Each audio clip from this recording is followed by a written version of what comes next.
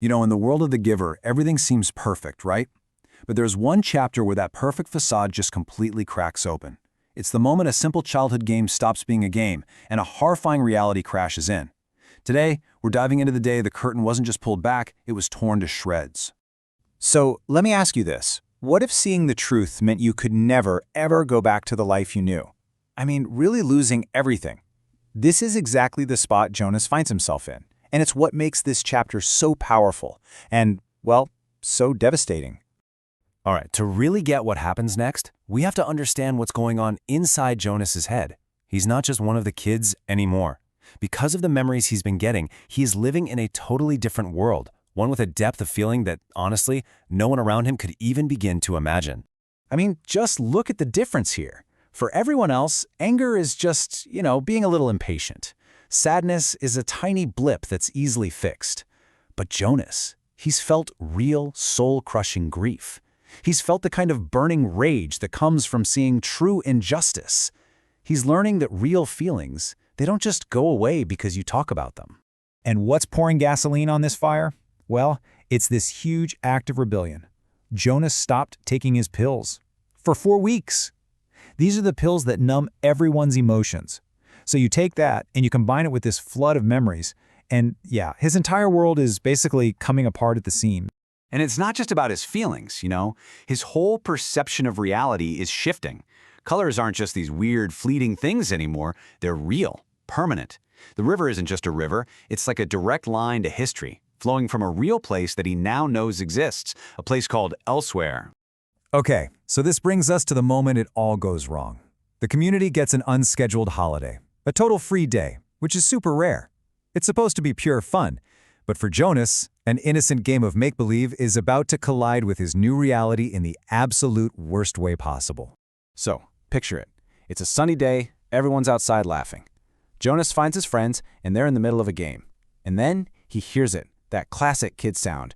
Psst. You know the scene. Another kid dramatically clutches her stomach, collapses with a huge grin on her face. It's a game of war, of good guys and bad guys. A game Jonas has played a million times. It's totally harmless, right?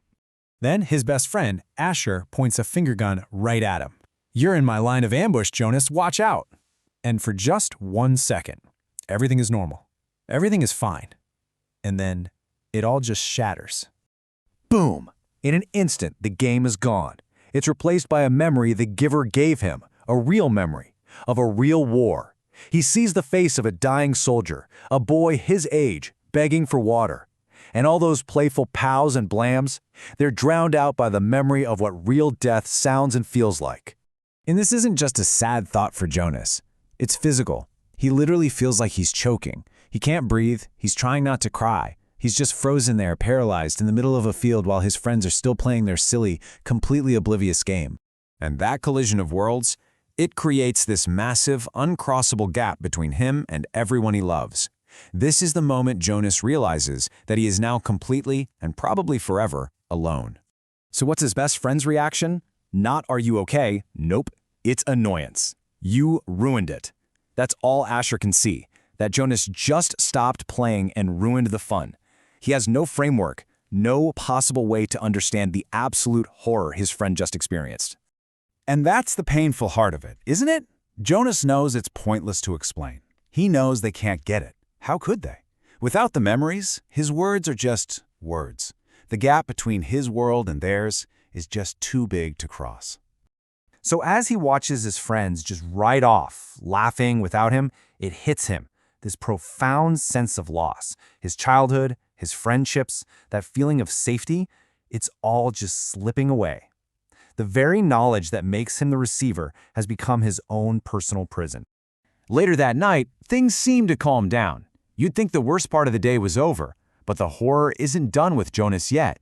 It's about to follow him right into his own home. So, at home, his father, who's a nurturer, is just casually talking about his day. He mentions that identical twins are being born, and he'll have to handle the release of one of them. He says it like he's talking about filing paperwork. And this one little comment kicks off the chapter's final, absolutely sickening reveal. Jonas asks what happens, and his father just lays it out with this chilling, bureaucratic calm. Step 1, Weigh them. Step 2, give the bigger one away. Step 3, make the smaller one comfy. Step 4, do the little ceremony. Step 5, wave bye-bye. It's described like it's a checklist for an assembly line, not ending a life.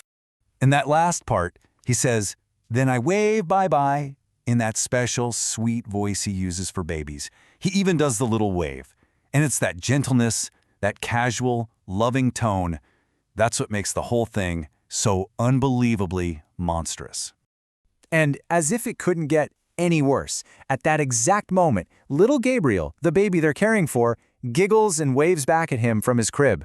A gesture of love is the exact same as a gesture of death, and in this world, the most innocent ones have no way of telling the difference. Which leaves us with this final chilling question. What happens when a society gets so good at getting rid of pain that it also gets rid of its ability to even recognize cruelty? When a kind, gentle, loving father can do something so terrible with a sweet voice and a smile, what does that tell you about the world they've built? That right there is the terrifying heart of the giver.